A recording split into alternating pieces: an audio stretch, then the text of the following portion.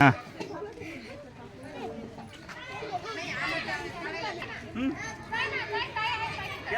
हो जवळ या आता एकदम जवळ क्लोज घ्या आहिस्ता हात करो बच्चे ऊपर ये मैडम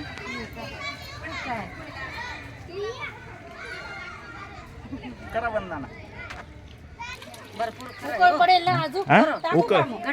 घट्ट होईल मॅडम पण मला असं वाटतं थोडी कमी पडेल ती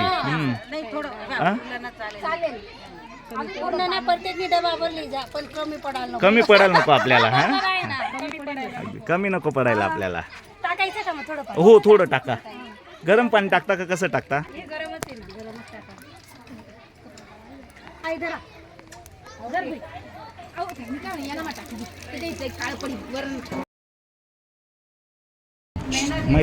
आणि त्याच्यानंतर सांस्कृतिक कार्यक्रम असू द्या काही असू द्या त्यांचा सहभाग अगदी चांगला होता या शाळेमध्ये. या मुलांची आठवण आम्हाला नियमित येत राहील. आता साहेबांनी सुद्धा सांगितलं की त्या दिवशी साहेबांनी त्या वर्गाची केस घेतली तर त्यांनी शाळेत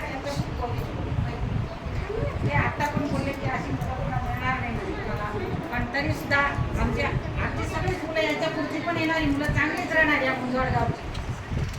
त्याच्यात काही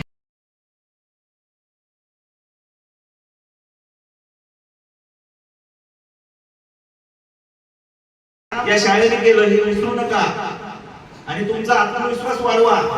आत्मविश्वास शिवाय मागे वाईट छोटी गोष्ट नाही. किती काही संकट येऊ द्या किती काही वाईट गोष्टी अनुभवा द्या त्याच्यात तुमचा आत्मविश्वास वाढवा. एक दिवस तुम्ही या शाळेचं तुमच्या गावाचं तुमच्या आई वडिलांचं नाव खूप रोशन कराल आणि यासाठीच हा दिवस निरोप समारंभाचा यासाठी सर्व पालक बंधू भगिनी मोठ्या संख्येने उपस्थित झालात याबद्दल मी जिल्हा परिषद परिवारातर्फे तुमचं सहर्ष स्वागत करतो. आणि आता मी माझं प्रास्ताविक संपवतो आणि मी माझ्या या सूत्रसंचालिका पोरींना पुढचं सूत्र देतोय. धन्यवाद. इंग्लिश मीडियम मध्ये कुठल्याही प्रकारचं मराठीचं ज्ञान दिलं जात नाही, हिंदीचं ज्ञान दिलं जात नाही. फक्त इंग्लिश आई वडील बिचारे कामाला कष्ट करतात आणि त्याची शिदोरी इंग्लिश मीडियम मध्ये देतात. परंतु विद्यार्थ्याला आई वडिलांना इंग्लिश मध्ये कुठल्याही प्रकारचं ज्ञान राहत नाही आणि तो विद्यार्थी पुढे सक्सेस होत नाही. परंतु तुम्हाला जे गुरुजन वर्ग लाभलेले आहेत खऱ्या अर्थाने मी त्यांना धन्यवाद देतो की माझं पूर्ण प्रेम हे विद्यार्थी मित्रांवर करण्याचं काम शिक्षकांनी केलं. म्हणजे पहिले जन्मदाते आई वडील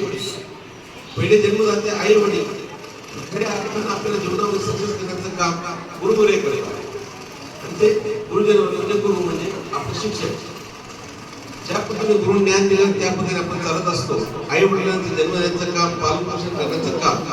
परंतु गुरुजनाने विद्यार्थ्यांना एवढं प्रेम ज्यावेळेस आपल्या आदरणीय सुपन सरांच्या डोळ्यात आसरू आले की विद्यार्थ्यांबद्दल संपूर्ण आपल्या मुख्याध्यापक पाटील मॅडम असतील, चौधरी सर असतील, पवार मॅडम असतील, बगार मॅडम असतील, या भगिनींनी किती योगदान दिलेले आहे याच्यावर नक्की सिद्ध होतं की आपले विद्यार्थी आपल्याला सोडून जात आहेत आणि आई वडिलांसारखं त्यांनी प्रेम केलं आणि त्यांना ज्यावेळेस त्यांच्या डोळ्यात आसरू येतात. विद्यार्थ्यांना माझी एकच मला विनंती राहील की खऱ्या अर्थानं आपला पाया एक तुम्ही गोळा होता, एक माती होती, मातीत पाण्याचा थेंब टाकला, मातीत पाण्याचा थेंब टाकला. आपल्याला काम पाहिजे. काम कसं केलं काय केलं हे शोधण्यापेक्षा काम उभं राहणं चांगलं करून घेणं हे आपल्या पालकांचं काम राहील. ते 100% मी बीडीओ साहेबांच्या माध्यमातून निरोप शेवटचा माझा 14 एप्रिलला तुम्हाला सगळ्यांना माझ्या भगिनींना पालकांना विद्यार्थ्यांना सगळ्या स्टॉप लावतो. माझ्या शेवटच्या दिवशी बीडीओकडनं मी ते संबोधित करून घेईल. 100% ते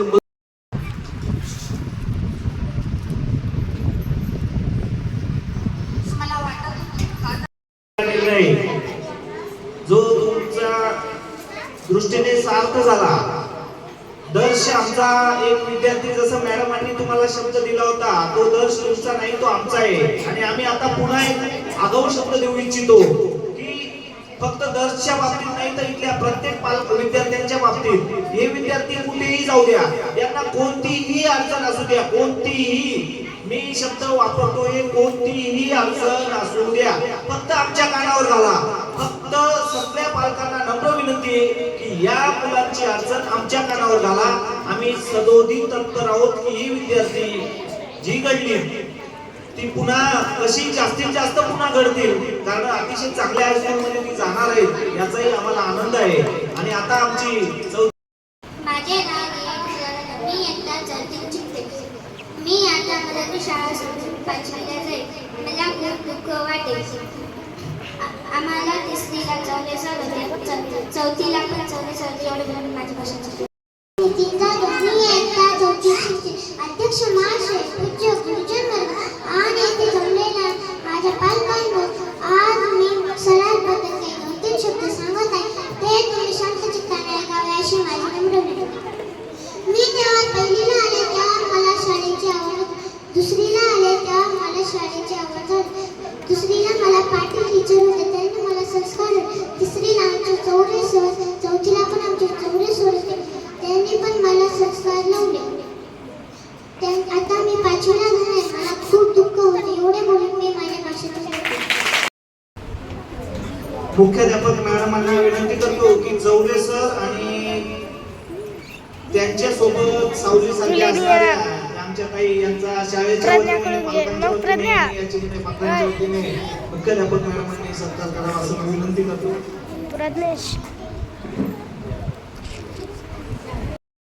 बरेचसं बोलायचंय पण आता आपला वेळ बराच गेलेला आहे, त्यामुळे आपण चौथीच्या मुलांची भाषण सोमवार घेऊया.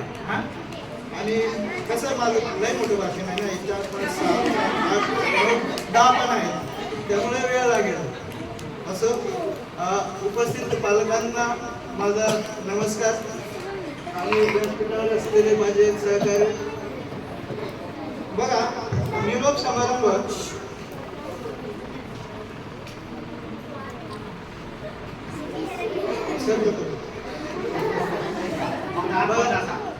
निरोप समारंभ म्हटल्यानंतर एक आनंदही होतो आणि दुःखही होतो, कारण की माझे जे लाडकी मुलं आहेत ते मला सोडून जात आहेत, याचं मला खूप दुःख वाटतंय. मी माझ्या घरच्या मुलांपेक्षा शाळेतल्या मुलांना जास्त जीव लावलेला आहे आणि त्याचं बाईंना विचारून घ्या. कधी मी घरी जास्त वेळ थांबत नाही. कधी 9 वाजता, कधी मॅडममुळे मला उशीर व्हायचं, कधी लवकर 9 वाजता त्या बसत मॅडमचा फोन आला की मग मी निघायचो, कारण की मुलांचा एवढा लळा लागलेला होता. आणि मी तुम्हाला पालकांना मी यासाठी बोलवलेलं आहे की हे जे मुलं आहेत, या मुलांच्या अंगी काय गुण आहेत, कसे आहेत. आज ते इथून जात आहेत म्हणजे जणू काही एखादी लेक माहेर सोडून सासरी चाललेले आणि मग सासऱ्यांना सांगावं लागतं की माझी मुलगी थोडीशी कामात कमी आहे, शाळेत शिकत होती, कामधंदा येत नाही, त्यामुळे सांभाळून घ्या. हे सांगण्यासाठी मी तुम्हाला बोलवलंय. पालकांना बोलवण्याचा हेतू हाच माझा होता की त्यांचे जे काही संस्कार आहेत माझ्या पद्धतीने मी दिले. मला पहिल्यांदा जेव्हा माझ्याकडे तिसरीचा वर्ग दिला, तिसरीला जेव्हा हा वर्ग दिला, पवार मॅडमने मला पहिल्यांदा सांगितलं, सर तुम्ही तिसरीचा वर्ग घेता का. मी त्यावेळेस नाराज झालेलो की आज 2 वर्ष काही शिकवलं नाही, माझ्याकडे तुम्ही हे मुलं देत आहेत. पण मी मॅडमला काही दाखवलं नाही, तसंच घेतलं वर्ग. जे होईल ते होईल म्हटलं घेऊन टाकू. आणि मला जास्तीत जास्त लहान मुलांपेक्षा मोठ्या मुलांना शिकवायला आवडतं, त्यामुळे मी आनंदाने घेतलं. ज्या मुलांमध्ये काहीच नव्हतं असं नाही म्हणता येणार. जेव्हा मला वर्ग दिला त्यावेळेस मला वाटलेलं की या मुलांमध्ये काहीच नाही. पण जेव्हा प्रत्यक्ष वर्गात मुलं आले आणि जेव्हा माझ्याशी बोलले, मी त्यांच्याशी बोललो, तेव्हा वाटायला लागलं की खरंच मी ती चूक केली असती जेव्हा नाकात दिला असेल त्यावेळेस. बघा, प्रत्येक मुलं एकदम प्रेमाने, माझी मुलगी एवढे मला जीव लावत नाही एवढे या श्रावणी सर, खुशबू सर, नंतर प्रेरणा निर्मिती तर एकदम म्हणजेच काय म्हणावं ते एकदम दररोज डब्यातलं काहीतरी आणेल आणि एक ते घास खास पहिलं त्या मला देते आणि मग नंतर काय. म्हणजे असे जीव लावणारे प्रत्येक विद्यार्थी, प्रत्येक म्हणजे आता साई सारखा विद्यार्थी ढोलकी वाजत. मी एक दिवशी सर इथं कोण वाजवतो आणि त्यांनी सांगितलं वरती बोट केलं. त्या दिवसापासून आम्हाला एक वादक मिळाला, अतिशय सुंदर. कधी काही झालं अभ्यासात थोडस कंटाळा करतो, आळशी म्हणायला काय हरकत नाही, पण वादक एकदम चांगला सुंदर आहे आणि कधी पुढं पुढं करणार नाही, मस्ती करणार नाही. अक्षता म्हणायला गेलं तर अक्षता पहिले खूप रागीट होती. कसं प्रत्येकाचं वातावरण असतं, ती तिच्या मळ्यामध्ये एकटीच, तिच्या वयाची कोणीच नाही, एकटीच, त्यामुळे तिचं थोडस रागीट स्वभाव होता. पण जेव्हा ती तिसरीला आली माझ्याकडे त्यावेळेस तिला सगळ्या मुलांची कटी घ्यायची, लगेच बोलायची, तिला समजावून सांगितलं आणि त्यानंतर तिच्यात बदल झाला. तो बदल असा की सगळ्यांना आता प्रेम लावणारी ती मुलगी झाली. त्याच पद्धतीने यामिनी आहेत, यामिनी सुद्धा खूप चांगली. कधी यामिनी श्रावणी आपला धनश्री, धनश्रीला तर मी कधी धनश्री म्हटलं, फक्त धनुष म्हणायचं. खूप हसमुख अशा सगळे विद्यार्थी आणि त्या सगळ्या विद्यार्थ्यांना मला सोडून आज ते जातील, त्यामुळे मला खूप दुःख वाटतो. आणि दर्श सारखा विद्यार्थी, वेदांत सारखा विद्यार्थी मस्तीखोर आहेत, मान्य आहे, त्यांचे वडील नाहीत. या हेतूने ताई वेदांची मम्मी आहेत, वेदांची मम्मी, दर्श मम्मी, मी त्यांना असं केलं की हे घरी आईचं प्रेम तुम्ही देत असाल, पण बाबाचं प्रेम किंवा बाबाचं शिस्त लावण्याचं काम मी तुम्ही केलं आहे. आणि त्यासाठी मी त्यांना वेळोवेळी पटकवलंय, वेळोवेळी त्यांना शिक्षा केलेली आहे. त्याबद्दल मी तुम्हाला आता माफी मागतो की जास्त काही मारलं गेलं असेल तर रागवलं गेलं असेल, पण केवळ त्यांना बाप म्हणून एक शिस्त लावण्याचं काम मी केलेलं आहे. आणि दोघंही मस्ती आहेत. दर्शना हजर जबाबी, काय करतो, कसा अभ्यास करतो काय माहिती, पण वर्गात प्रश्न विचारला की कोणताही प्रश्न इंग्लिशचा शब्द जर सांगितला नाही तो एवढं सुंदर उत्तर देतो ना, ते ऐकून मला एकदम मन प्रसन्न होतं. अतिशय सुंदर हजर जबाबी, म्हणजे आमच्या वर्गात तो बिरबलच होता. कारण कधी कोणताही प्रश्न विचारला की तो उत्तर देतो. वेदांच्यामुळे मला तर असं वाटायचं की वर्ग सोडून जावं की नाही, वर्ग सोडून जायचं तर कसं जायचं, कारण की त्याची मस्ती किती. त्याला काल परवाच्या दिवशी सांगून गेलो होतो, बाहेर चाललो होतो, म्हटलं वेदांत मस्ती करून राहता. आल्या आणि 2-3 मुले आहेत ना, स्पेशल CCTV आल्या लगेच सांगतात.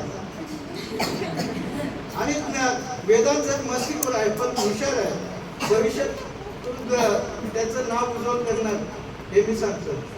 कारण की बघा, जे मस्तीखोर असतात ना, बरेचसे शास्त्रज्ञ होऊन गेले, जे महान तत्वज्ञानी होऊन गेले किंवा जे महान व्यक्ती होऊन गेले, ते असेच पूर्वी म्हणे मस्तीखोर असायचे. त्यांच्यामध्ये खूप विकृत अशा गुण असायचे आणि त्या गुणांचा त्यांची जी पावर, त्यांची जी शक्ती, त्या शक्तीने पुढं आलेलं आहे.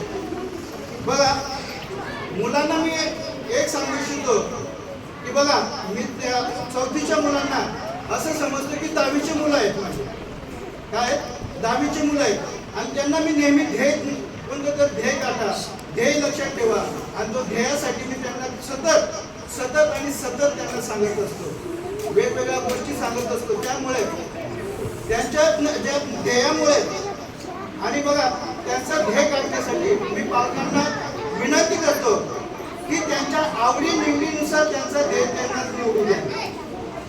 काय, त्यांच्या आवडी निवडीनुसार त्यांचं ध्येय त्यांना निवडून द्या. भविष्यात अजून त्याची खूप लहान आहे, काय खूप लहान आहेत, पण बघा वेळ जाते की त्यावेळेस मग खूप अवघड होऊन जातं. आता खूप छान आहे ते, आणि असाच संस्कार पुढे त्यांना न्या. बघा, ध्येय साध्य करण्यासाठी त्यांच्या ध्येयाचं, त्यांची इच्छा, त्यांची आकांक्षा काय ते बघायचं आणि मग त्यांना ध्येय निश्चित करायला सांगायचं. कारण की बघा, लता मंगेशकरांसारखं दुसरं कोणी गाऊ शकेल का? तर त्यांच्या अंगी जे काही गुण आहेत ते त्यांच्या अंगातले गुण, त्यांच्या जे काही पालक असतील, त्यांचे जे काही गुरु असतील, त्यांनी हेरले आणि त्यांच्यानुसार त्यांच्यावरती संस्कार केले, त्यांचे शिक्षण केलं, तेव्हा ते यशस्वी खुश झाले. तेंडुलकर म्हणावं, तसेच आपले मुलं सुद्धा त्यांच्या काहीतरी ध्येय साध्य करायचं असेल तर त्यांच्या आवडीनिवडीकडे लक्ष द्या. आमचे बघा बरेचसे आदिवासी बांधव जे मुलं आहेत, मला एक सांगायला वाईट वाटतं की जेव्हा आम्ही बिलाटीमध्ये जेव्हा मुलं दाखल करायला गेलो तेव्हा काही पालकांनी काय सांगितलं की तुमच्याकडे येऊन काय म्हणे आमची मुलं नुसतं कामच करतात म्हणे. पण इथं काम करणं प्रत्येकाला मी तर म्हणतो, मी जेव्हापासून आलो ना तेव्हापासून बघितलेलं आहे की बिलाटीतलेच मुलं काम करतात किंवा बाहेरचेच मुलं काम करतात असं नाही. सगळ्यांना आम्ही काम शिकवलेलं, सगळ्यांना कामाची सवय लावलेली आहे. आणि बघा आता कृष्णासारखा मुलगा अतिशय कोणतंही काम सांगितलं ना एक नंबर उठून काम करणार, त्याला हुशार पण तेवढाच आहे. पण कामाच्या बाबतीत मी तर म्हणतो घरी सुद्धा तो आई वडिलांना मदत करत असेल, शेतामध्ये मदत करत असेल. असे खूप चांगले गुण आहेत आणि ह्या चांगल्या गुणांचं त्यांचं कौतुक होणं गरजेचं आहे. आणि ते गुण तसंच पुढे घेऊन जावं आणि त्यांच्या मताप्रमाणे त्यांना शिक्षण द्या. त्यांच्या आवडीनिवडीनुसार त्यांना मार्ग निवडायला सांगा.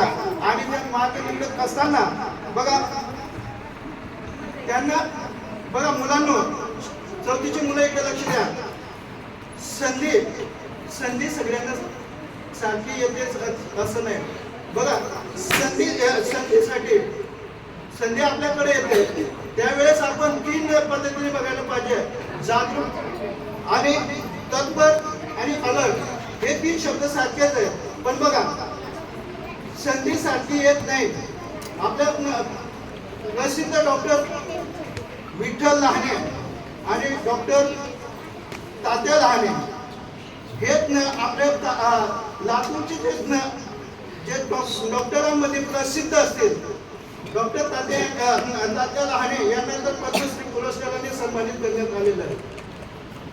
ते त्यांचं मी भाषण ऐकलं काल परवापासून. मी तेच बघत होतो की मुलांना काय सांगायचं, पालकांना तर आपण बोलवलंय, त्यांना काय सांगायचं, त्यांना सांगण्यासाठी काय ते पाहिजे की नको. म्हणून मी त्यांचे व्हिडिओ बघितले, त्यांचे भाषण ऐकले. त्यावेळेस तात्या लहानेंनी सांगितलं की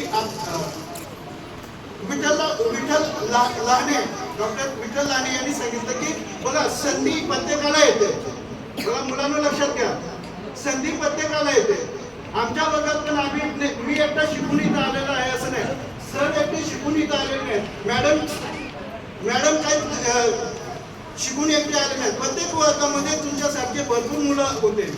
पण काही मुलं मागं पडले किंवा घरी राहिले, काही मुलं उच्च पदावर गेलेत, काही मुलं चांगल्या नोकरीत लागलेत, काही काम धंद्यात लागलेत.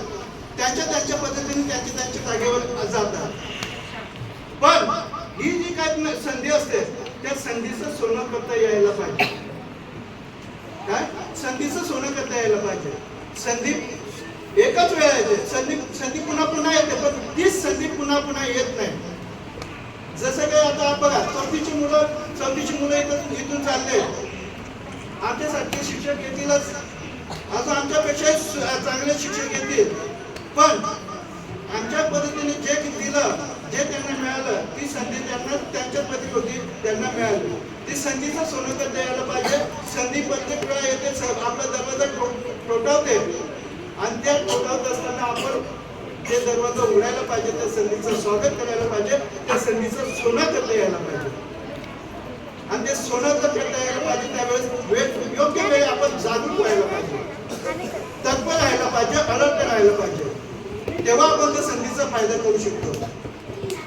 आणि बघा डॉक्टर लहाने यांनी एक उदाहरण दिला होता की ते जेव्हा लातूरला डॉक्टर म्हणून गेलेले, इकडे लक्ष द्या,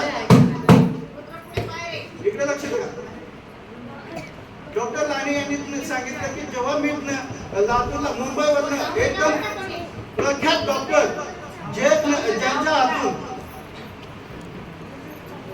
ज्यांच्या हातून म्हणजे सुप्रसिद्ध अभिनेत्री यांचं प्लास्टिक सर्जरी ज्यांच्या हातून व्हायचे ते प्रसिद्ध डॉक्टर, त्यांचे गुरु डॉक्टर लहानेचे गुरु ते होते.